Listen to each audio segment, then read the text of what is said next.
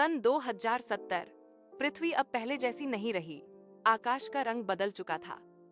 हल्का नीला जो कभी सुबह की पहचान था, अब गाढ़े ग्रे और लाल धुंध में खो गया था। सूरज की किरणें अब चुभने लगी थीं। शहरों के ऊपर परत दर परत प्रदूषण और धुआं जमा था। हर कोई मास्क पहनकर जन्म लेता और उसी के साथ मर जाता। मानव अब तकनीक का गुलाम बन चुका था। मेटा लाइफ नामक वर्चुअल दुनिया में लोग असली जीवन भूल चुके थे। प्रेम, दया, संवेदना अब इमोजी बन चुके थे। न्यू दिल्ली के बाहरी हिस्से में एक टूटा हुआ मंदिर था। कभी वह द्वारकाधीश ठाकुर जी का भव्य मंदिर हुआ करता था। अब बस जली दीवारें और टूटी घंटियां रह गई थीं। उसी मंदिर में रहते थे प्रेमानंद जी, 100 वर्ष के वृद्ध, मगर उनकी आंखों में अब भी ईश्वरीय प्रकाश झिलमिलाता था। वह कहते थे, जब मनुष्य भगवान को भूल जाए तब भगवान उसे याद दिलाने के लिए प्रलय भेजते हैं। उनके पास उनका एकमात्र शिष्य था आरव, 25 वर्ष का, जो कभी साइबर कंपनी में इंजीनियर था, पर जीवन की निरर्थकता समझकर गुरु के पास चला आया था। एक रात जब चारों ओर बिजली की गड़गड़ाहट हो रही थी, मगर आकाश में कोई बादल नहीं था, प्रेमानंद जी ने धीरे से कहा, आरव सुन, पृथ्वी अब अंतिम युग में प्रवेश कर चुकी है। 5 संकेत आने वाले हैं।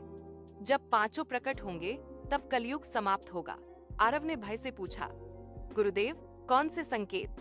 प्रेमानंद जी बोले, पहला जब पानी जहर बन जाएगा, दूसरा जब मानव मानव का मांस खाने लगेगा, तीसरा जब आकाश से अग्नि गिरेगी, चौथा जब धरती अपनी ही परतें चीर देगी, और पांचवा जब भगवान का नाम सुनकर भी लोग हंसेंगे।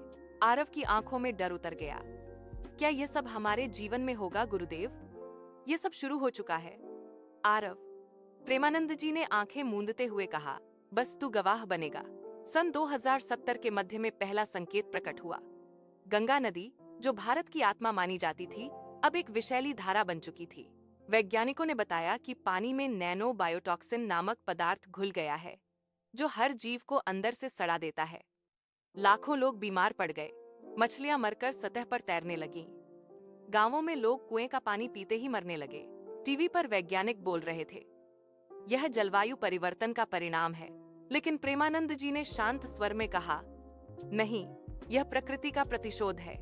इंसान ने उसकी गोद में जहर बोया था, अब वही फल मिला है। आरव ने पूछा, गुरुदेव क्या इसका इलाज है? हाँ, प्रेमानंद जी बोले, ईश्वर का स्मरण। लेकिन अब लोग स्मरण नहीं, मशीनें करते हैं।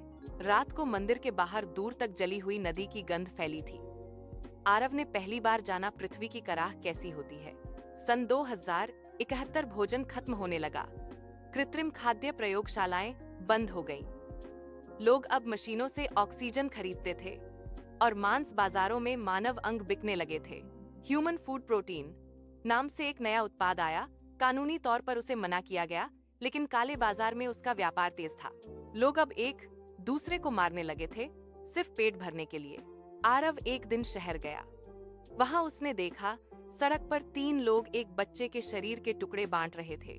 वो कांप उठा, उल्टी कर दी। वापस लौटकर बोला, गुरुदेव, ये मानव नहीं रहे। प्रेमानंद जी ने आंखें बंद कीं। जब आत्मा भूख से बड़ी हो जाए तब इंसान राक्षस बन जाता है। यह दूसरा संकेत है। आरव, अब मंदिर के आसपास भीड़ नहीं आती थी। लोग भगवान को फेक एनर्जी सोर्स कहने लगे थे। आरव ने पहली बार महसूस किया, शायद आस्था अब विलुप्त होने जा रही है। सन 2072 आकाश में अजीब चमक थी। वैज्ञानिक बोले, यह मैग्नेटिक फील्ड शिफ्ट है। लेकिन उस रात जो हुआ वह विज्ञान की सीमा से परे था। आसमान से आग बरसने लगी।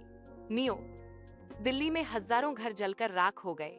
लोग भागते रहे, पर हर जगह आग थी। सड़कों पर, आसमान में, यहाँ तक कि पानी में भी आग थी। हाइड्रोफायर विज्ञान ने नाम दिया, पर प्रेमानंद जी बोले, यह तीसरा संकेत है। आरव, यह वही अग्नि है जो मनुष्य के कर्मों से उठी है। आरव ने उस रात सैकड़ों बच्चों की चीखें सुनी।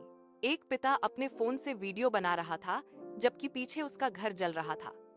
अब दर्द भी मनोरंजन बन चुका है, प्रेमानंद जी ने कहा, और जब दर्द हौसी बन जाए तब ईश्वर मौन हो जाता है।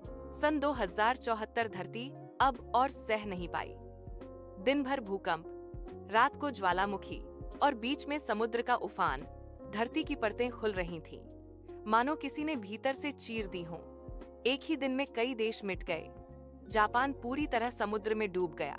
भारत के पश्चिमी तट से लेकर नेपाल तक दरारें पड़ गईं। द्वारका, जो कभी समुद्र से निकली थी, अब फिर उसमें समा गई। आरव वहां खड़ा था जब उसने देखा कि मंदिर धीरे धीरे समुद्र में उतर रहा है। उसने चिल्लाकर कहा, गुरुदेव, द्वारका जा रही है। प्रेमानंद जी बोले, धरती अपनी स्मृतियां वापस ले रही है बेटा। यह चौथा संकेत है। अब पांचवां आने वाला है जो सबसे घातक होगा। सन 2075। सोशल मीडिया पर भगवान चैलेंज ट्रेंड कर रहा था। लोग ठाकुर जी, महादेव और देवी माँ के नाम पर मीम बना रहे थे। मंदिरों को एनर्जी वेस्ट स्पॉट कहा जा रहा था। बच्चे तक कहते, भक्ति फेक है, साइंस ही रियल गॉड है। आरव ने देखा मंदिर की मूर्ति पर पत्थर फेंके जा रहे हैं। प्रेमानंद जी मुस्कुराए, अब समय आ गया है। जब मनुष्य भगवान का मजाक उड़ाने लगे, तब भगवान उसे हौसी में नष्ट कर देते हैं। उसी रात तेज तूफान उठा। आकाश में एक विचित्र प्रकाश दिखा, जैसे कोई द्वार खुल रहा हो। वह रात इतिहास में दर्ज नहीं हुई, क्योंकि उसके बाद इतिहास बचा ही नहीं। रात के तीसरे पहर, जब प्रेमानंद जी ध्यान में बैठे थे, मंदिर में दिव्य प्रकाश फैला। ठाकुर जी स्वयं प्रकट हुए, शंख, चक्र, गदा और पद्म धारण किए, आंखों में करुणा और क्रोध दोनों साथ। आरव ने देखा पूरा ब्रह्मांड उनके चारों ओर घूम रहा है। उसके शरीर से ऊर्जा निकल रही थी। प्रेमानंद, ठाकुर जी बोले, तूने इस अंधकार में मेरा नाम जीवित रखा। अब नई सृष्टि का समय आ गया है। कुछ आत्माएं जो अभी भी सत्य में विश्वास रखती हैं, उन्हें मैं बचाऊंगा। आरव बोला, प्रभु, क्या सब मिट जाएगा? नहीं पुत्र, ठाकुर जी बोले, जो मरेगा वह अधर्म है। धर्म कभी नहीं मरता, वह बस रूप बदलता है। अब कलयुग का अंत और सत्ययुग का बीजारोपण होगा। तेज प्रकाश फैला और पृथ्वी डूब गई। कई वर्षों बाद एक नई धरती उभरी, हरी, स्वच्छ, शांत। वायुमंडल निर्मल था, जल मीठा, आकाश नीला। बच्चे फिर से नदियों में नहा रहे थे, पक्षी फिर गा रहे थे। पहाड़ों के ऊपर एक छोटा सा गांव था। वहां एक वृद्ध पुरुष बैठा था, आरव, अब 100 वर्ष का। उसके सामने उसकी पुरानी डायरी थी, जिस पर लिखा था 2070। जब पृथ्वी ने अपने 5 संकेत दिखाए, वह आसमान की ओर देखकर बोला, धन्यवाद ठाकुर जी, आपने मानवता को एक और अवसर दिया। अब शायद इंसान फिर से इंसान बनना सीखे। उसकी डायरी की अंतिम पंक्ति थी, प्रलय तब नहीं होता जब धरती डूबती है, प्रलय तब होता है जब इंसान की आत्मा मर जाती है। 2070, कलयुग का प्रलय। यह नहीं कहती कि दुनिया खत्म हो जाएगी। यह बताती है कि विनाश का अर्थ केवल मृत्यु नहीं, बल्कि चेतना का पतन है। जब इंसान अपने भीतर के ईश्वर को भूल जाता है, तभी धरती उसका आईना बनकर उसे दिखाती है कि वह क्या बन चुका है। और हर अंत एक नई शुरुआत का द्वार होता है।